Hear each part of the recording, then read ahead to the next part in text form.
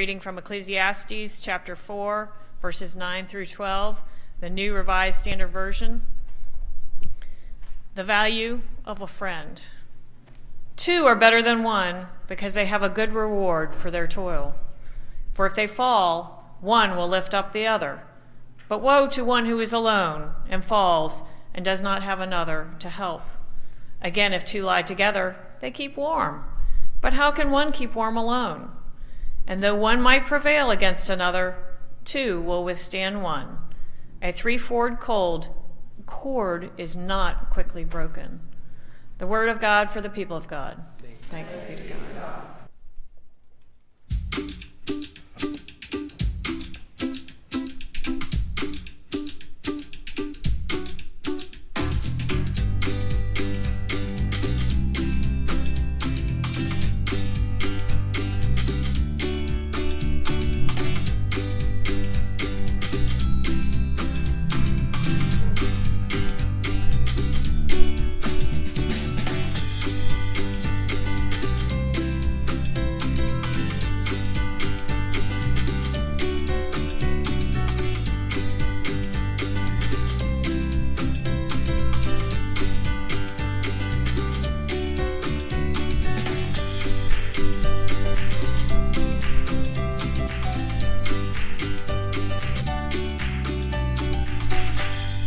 Good morning, church. How are you doing?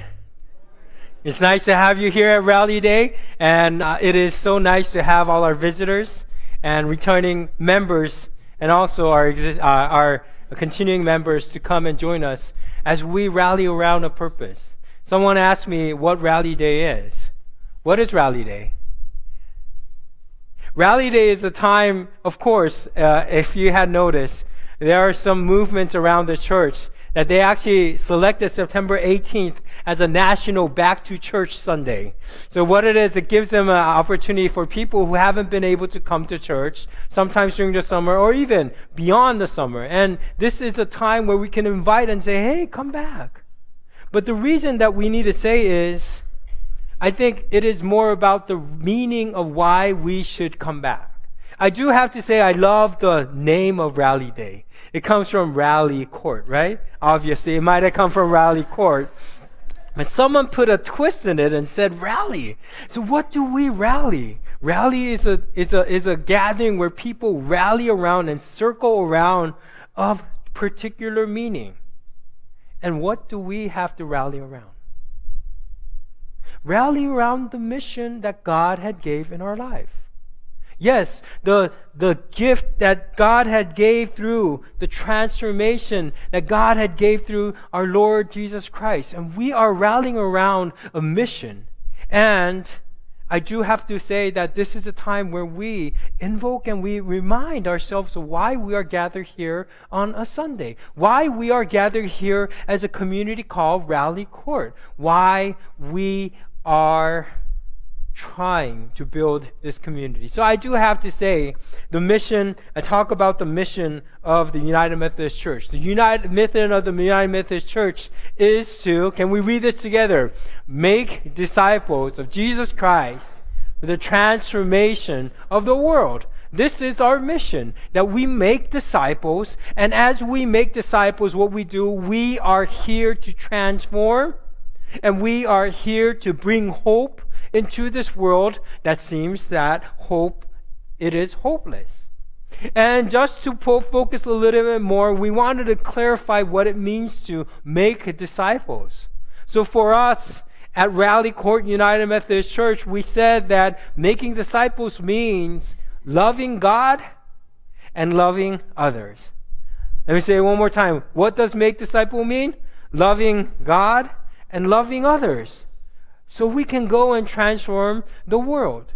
Not only that we are involved in all those missions of the United Methodist Church that is worldwide, but we are particularly settled here.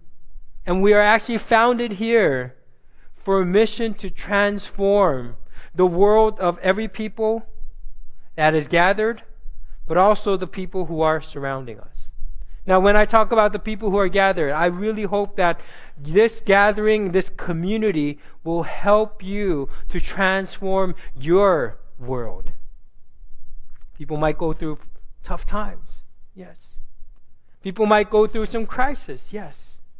People might have set a worldview of themselves, but that might be different from what God had intended them to live. So what we need to do as we make disciples of loving God and loving others, we're helping that their world will be transformed, that their world will be healed, that their world will be revived, that their world will be aligned to the mission of God. But it's not only about us. We hope that this will go beyond as we come together as a community, that this will transform the surrounding community that we are in. Raleigh Court is the place that we serve, and that's the reason of why we are here to build a community. We want to build a community of faith in this church, that we can invite people for their lives to be transformed, for their lives to be healed. We want to build a community that can rally around a person who is in need. We want to build a community who can rally around and be excited for the mission of God. Like we are excited for VTech football. We want to build a community that is inviting. We want to build a community that brings the true meaning to this world. We want to build a community that is filled with transformation. But let me ask you a question. Are we doing a good job? I still believe that we are doing our best. I still believe that through our church there are many things that happens. I still believe that our church brings transformation to the world. We just might not see it the way that we will want to see it. But at the same time, I do believe that there's more to be done. Funny thing is, building community and building something that can change the world with justice is not only the language that the churches use anymore. Let me tell you, in the history, the church was the only place that talked about community. The church was the only place that talked about justice. The church was the only place that talked about transformation. But this is my observation, and I might be different, and your observation might differ from mine, but I can say that it seems like the groups outside are doing a better job than the church. And we are in a stage where we actually have to relearn what it is to build a community from Starbucks. I'm a Starbucks snob. I have to say that. I love Starbucks. Before I came to Roanoke, of course in Korea, there's so many competitions, so I did not get to go to Starbucks that much. But when I was in Northern Virginia, when I was in Wilmore studying, Starbucks would be my source of joy. You go there, people know you by name. People are so welcoming. You sit there with your Bible up and you have your Mac up. I literally had many encounters who came and said, "How do you like your Mac?" And I always start talking about my Mac, and this is another sermon for another time. But I do believe that that kind of community outside seemed to be more rewarding to people than to come to a church. Starbucks and what they do is they also participate deeply in the justice of the world. So there's more and more people to gather around Starbucks.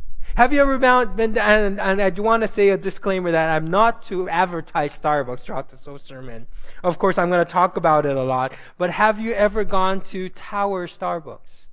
And have you ever seen and looked at the people over there? That's my practice, that I regularly go to Starbucks and I sit. Whether I read or whether I prepare my sermon, I try to observe who are coming in. And I do have to say, Starbucks have a pretty good community that is built over there that I do believe that should have been here. Can I talk about the mission of Starbucks? The mission of Starbucks is this: to inspire and nurture a human spirit One person, one cup, and one neighborhood at a time. Doesn't it sound like a church? They not only use coffee to sell, they actually use it to nurture human spirit. And that's what the church used to do. And therefore, if I had to retitle our sermon today, I would have said, The Gospel According to Starbucks.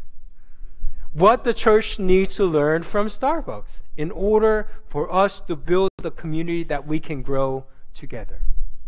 And it seems like they do have that. Like I said, they know you by name because that's the reason why they call you. And when you order your beverage, what do they say? What's your name? And they write down your name and they never get it right, but they still call you by that name. I know that they can never pronounce or spell Seungsoo, so I said, I used to go by my last name, and they will always write down John, Jun, Jun, sometimes, occasionally. But they still know your name. Nowadays, RJ is much more easier, but sometimes they don't even get RJ right. That's such a mystery. They welcome you when you're there. When you come back, they welcome you. And there's so many things that happen in Starbucks that should be happening here. And why I had a question, why there are so many communities that are happening outside. And I do have to say it's because this world is in desire for a community that can rally around them.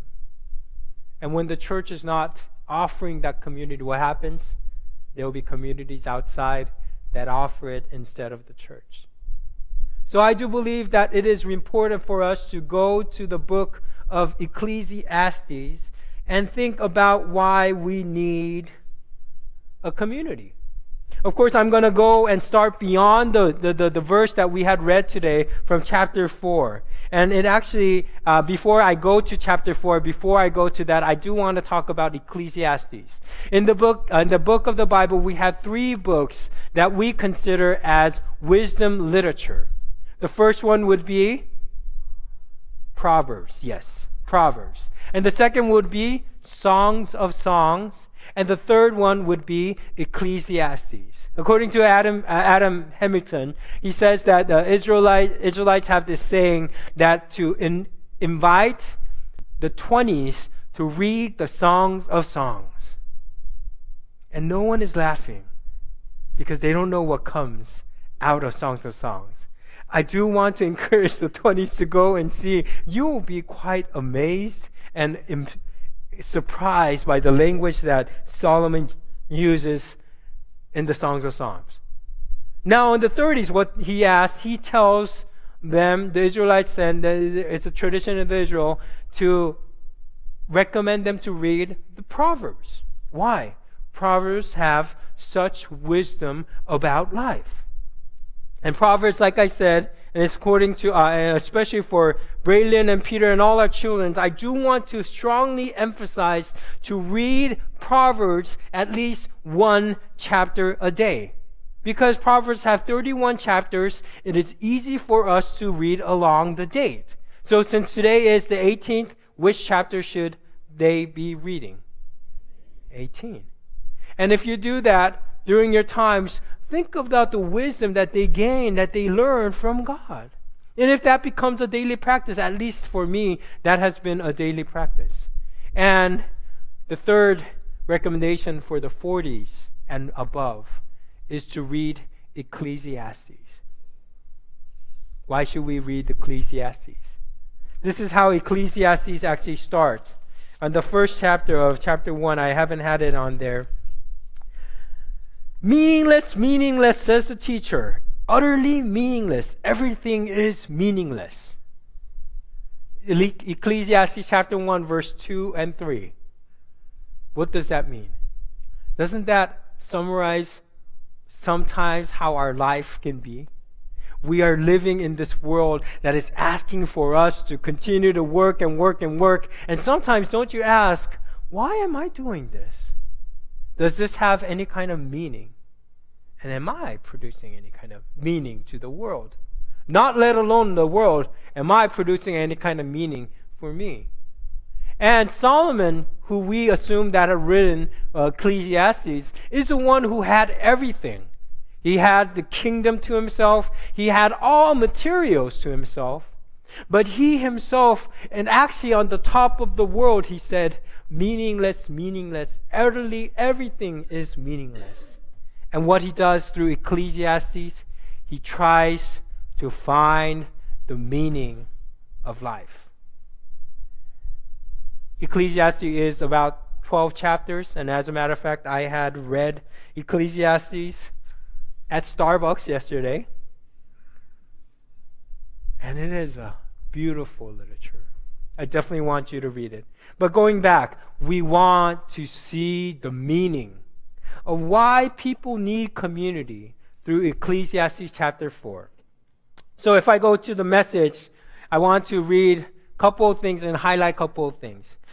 Message, Ecclesiastes chapter 4, verse 1 to 3. Next, I turn my attention to all the outrageous violence that take place on the planet. The tears of the victims, no one to comfort them. The iron grip of the oppressors, no one to rescue the victims from them. So I congratulated the dead who are already dead, instead of living who are still alive. But luckier than the dead or living is a person who has never ever been, who has never seen the bad business that takes place on this earth. Now, some people might say, that's too depressing. But I do have to say and ask you, deep down in your heart, don't you agree with what the teacher is saying? He says, there are oppressed and there are oppressors. And there's so much injustice that happens in the world that people are oppressed. And there are people who abuse their power and abuse their status to oppress others. But the teacher says this, it's sad because the oppressed don't have anyone to them, and also the oppressors do not have anyone to them. And it sounds like it's the same thing. Even though it might not be obviously oppressing or oppressor, can you also think about this in your world? You might be in one place and there might be another person, another position of yours. It could be a political, it could be something else. You are in two different positions. But the thing is, as a matter of fact, both of us in either group are lonely.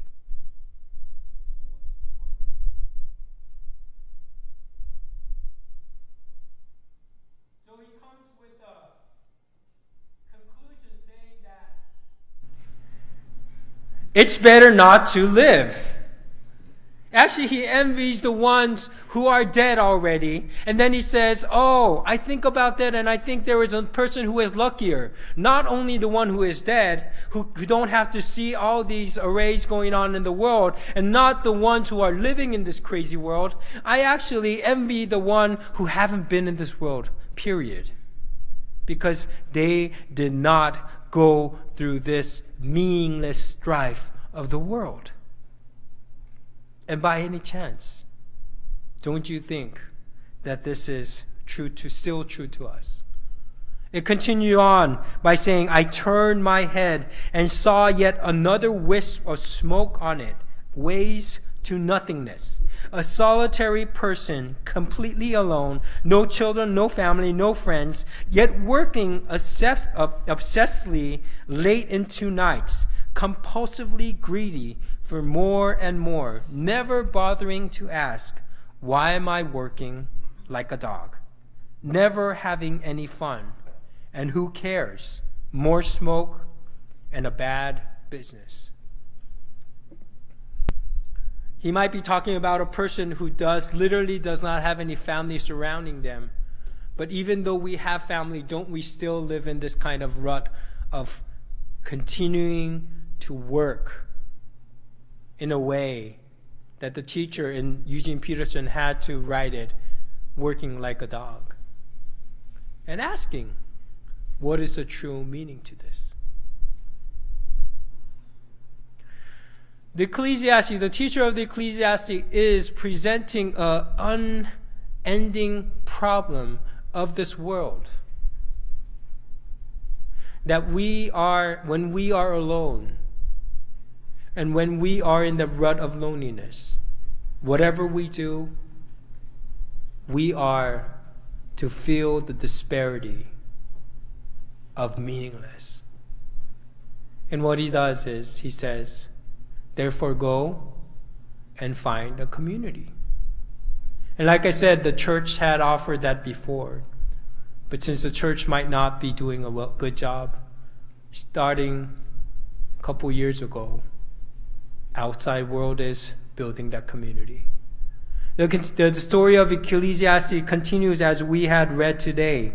Two are better than one, because they have a good reward for their toil. For if they fall, one will lift up the other. But woe to one who is alone and falls and does not have another to help. Again, if two lie together, they keep warm. But how can one keep warm alone? And though one might prevail against another, two will withstand one. A threefold cord is not quickly broken. Let me just ponder onto this a little bit more. Like I said, that's the reason why the world is all about community. And it is definitely right that we need others. We need to be in that kind of community. But there is something that we still need to know. When we're only gathered by two, we are likely to love and build a community only around the people who look like us, or who think like us, or who acts like us. That's why the world will go and they will find communities around the people who think like them, who gathers around a purpose like Starbucks, who like coffee, who are similar to them. Sometimes even the churches gathered around people who look like them and do not reflect the love of God, because they are only gathering and building a community of the two. Families too. And it goes on and on and on. Maybe because they missed that last verse that says a threefold cord is not quickly to broken. Why is that threefold? Why is that important? The threefold is traditionally known to be God. And if we have the two of other people who are coming together, and when we have God, what happens? Through God, we are able to love others who might be different from us. And when we lose that community, and when we separate the community, okay, community is built outside the walls of the church, and we are just to come and worship and sit in the pews, that's when the world can fall into a rut of not having true communities that can transform. We live in a society where we have contexts, but maybe not communities.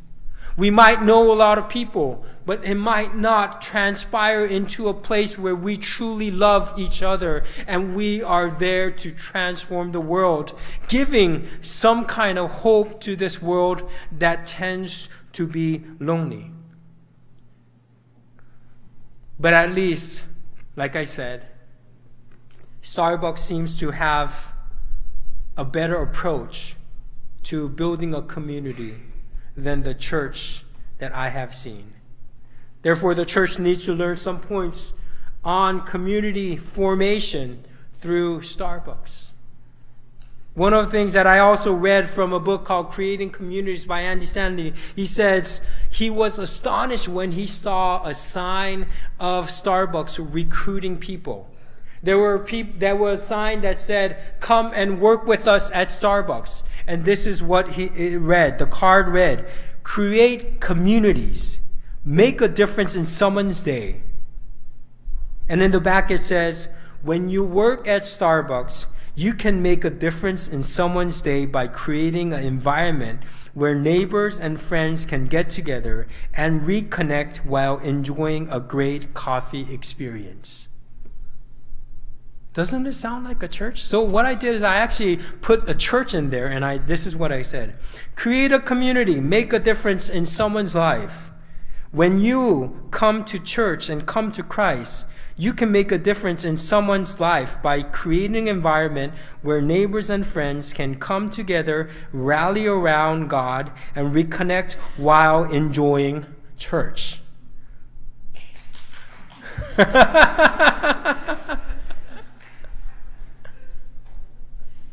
And why am I saying this? Have we presented this kind of hope that can happen from our church community to the world?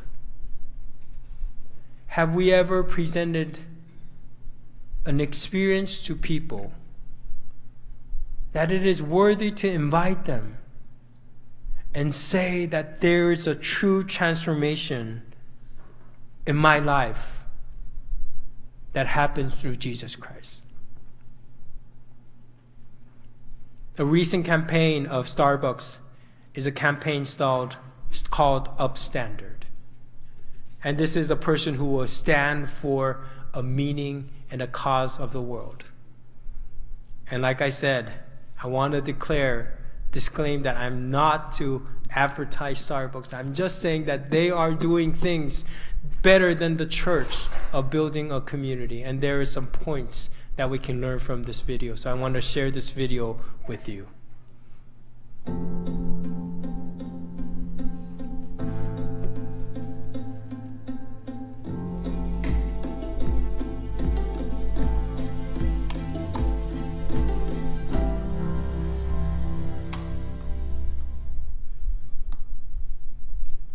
I was rolling back to my truck in a parking lot, and all of a sudden I just hear, "Hey, hey!" And I look over, I see this giant Spartan dude running over at me, and I'm thinking, oh my God, you're gonna get robbed, Brian. You're gonna get robbed. Ryan looked rough. I just felt like I needed to stop. And so I slammed on my brakes, and I whipped it next to him, and I jumped out of the car. You know, he's just like, "Hey, I'm David Vabora, retired NFL player. What happened?" This is Buckshot. He was one of the IED detector dogs our unit had. It was April 18th, 2011. I'm walking in the boot prints of the men in front of me, and I'm like, all right, Buckshot, we're gonna jump. Then right as I pushing off with my right foot, my left foot's off the ground, and kaboom. And everything goes black from all the smoke and dirt flying in the air. And I've had over 30 surgeries. I can't even describe how much that stuff hurt. And you go and you tell them, hey, this still hurts. And they're like, well, I think you're abusing your meds. And I'm like, okay, well, I'm gonna go buy heroin. The time when I stopped in that parking lot, he was severely addicted to heroin, had just gotten out of a second detox, and he was going to bed every single night with a pistol next to his body. He felt like he couldn't be the Marine that he was when he left our country to go serve. He was broken, completely broken. Place that I was familiar with. I told him I used to play football. You know, I had a gym downtown, and I'd love it if he joined me. The following morning, he showed up, and we trained. And we started to explore different things and the way he could do things. And for the next 3 months, he came every day. So we just hit it off. I watched the life come back to his eyes. We just experimented with all different kinds of exercises, and from there, we just built a program around it. After going there regularly, getting stronger, getting healthier, my body pain decreased tremendously. My confidence levels changed. It all became a lot more feasible. I was like, man, yeah, this is, I can do this. This isn't impossible. Pick number 252. Last pick in the 2008 draft, making me Mr. Irrelevant. It was the St. Louis Rams. Selected me that last pick and started my rookie year. In 2011, I suffered a traumatic shoulder injury, and it's led to a very aggressive pain medication addiction. It started with prescriptions, and it quickly manifested itself, and it was anything but dealing with pain. It was the first time in my life I had to look myself in the mirror and ask, who's David without football? It just took a year to rehabilitate my mind and my body. So I said, well, what if we started a gym in Texas? And so we moved here. And I launched the Performance Vault, training for elite athletes. I was having success, man. NFL athletes, Olympic athletes, making good money, finding the groove, and then it all changed. Staff Sergeant Travis Mills. He was one of 5 living veteran quadruple amputees. He was blown up, serving our great country in Afghanistan, stepped on an IED, lost all 4 limbs. And I was way across the room, and I saw him walk in, and I was just drawn to him. And I looked at him, and I said, "When was the last time you worked out?" He looked at me and looked down at his prosthetics and said, "I'm sorry, I don't want to make you feel like an idiot, but I don't have arms and legs." I said, "Travis, I want to train you." And he said, "Well, do you have any experience?" And the first day we trained, I asked him, I said, "What are you most afraid of?" And he said, "Well, remember, no arms, no legs, gravity wins, so falling." Then I realized, wait a second, if Travis is in this position that he can't really go to a typical gym, I said, wow, all of these people, veterans, civilian, there's people with physical disabilities, they've sort of been sidelined. They fall into the rehabilitation process, but eventually insurance ran out, cash ran out, and where do they go, right? Where do they go to be a part of a collective group that has this community and this ability to push each other?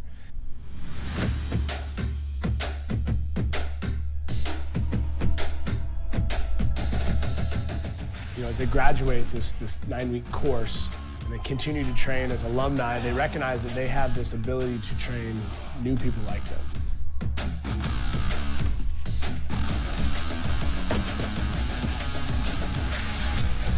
All the world-class medical care out there, the great prosthetics, frequently there isn't a kick in the ass, something that just pushes you to get going. You know, something like that would never show up in hospital rehab. There's no tire flips, there's no sledgehammers, there's no sled pulls, none of that stuff. You don't do medicine ball slams. They make you stronger. They instill some insane confidence and self-worth back into you. Not just that, they're giving you something to do, a place to be, a little sense of community.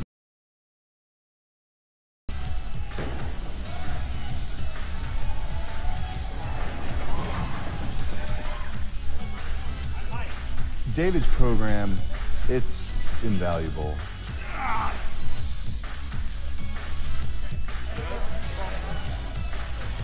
It's a strong dude. It's a strong dude. Come on. Like I said, I'm not advertising for Starbucks, and I don't want to see everybody going to Starbucks instead of church. But I do believe that there are some points that we need to learn from this video. David Verbora, who had been a person who had experienced some kind of brokenness in his life, saw the brokenness of others, and he went out and invited them. He reached, you remember that story where he just stopped and he just ran over to that person and said, "Have you worked out before?" And what they do is they start helping each other, and what they do is they start training each other, actually making disciples. They start inviting, and they start building a community. And isn't that what the church used to do? To reach out to broken souls and broken people, invited them,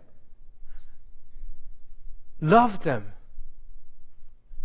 and uphold them so they can reach out to other people and heal others. And they built a community that is around brokenness, because that's our human nature. And isn't that what the church used to be? Instead of coming on Sundays with our Sunday best and pretending that we have everything all together. Someone asked me, and I talked, how can we get past this generation to get to know Christ again? When they are drawn to all these other communities outside of the church, when it seems like other communities have more meaning, what can the church do?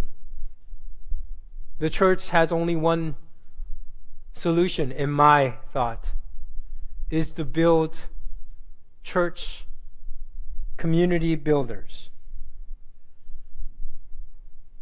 we are called to bring the meaning of Christ into this world. And we have to be sent out to this world to bring that sense of community that is not only with one or two, that actually holds on to God with the three-strand community. And we need to build a community. We are sent to the world to bring that community together, rallying around God. And that's the reason why we have small group ministries in our church. Not only that we have Sunday classes, Sunday Bible schools, we have other small groups that gather around a breakfast, that gather around some other interests, that have interests of now coloring, even sewing, and some more. Can we build something that can transform the world as we centered around the mission making disciples? So, going back to my first point, why do we gather here as Rally Day? Is to do this. To rally around a purpose of loving God and loving others for the transformation of the world. Loving God and loving others for the transformation of the world. And we believe that it happens through building small communities that can help, invite, and heal broken people. And I hope that we will be able to find that. That's actually my prayer every Saturday. As I prepare for our worship service, there's a new practice that I started. I come and pray for our worship service at 8 o'clock. I pray over all the pews. And after that started a couple weeks ago, is after I pray in the sanctuary, I actually walk down to Grandin Theater. Of course, I have Pokemon Go on my right hand, just to engage with anybody, just to find any Pokies.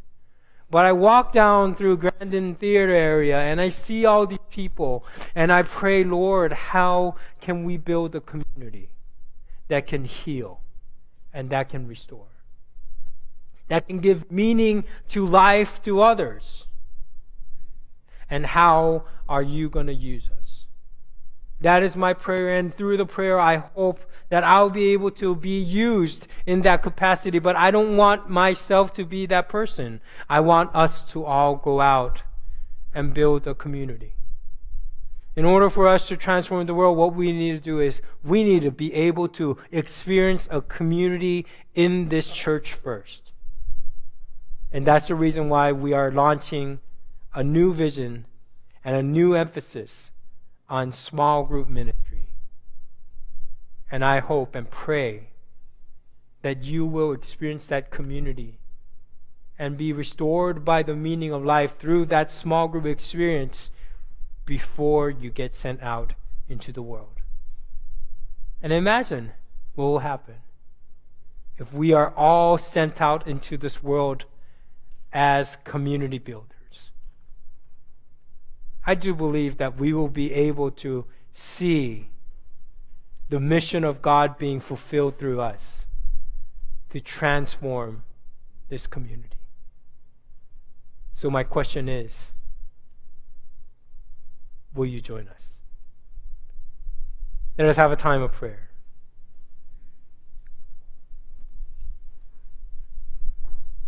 Lord, you called us to be a community to love you and love others for the transformation of the world.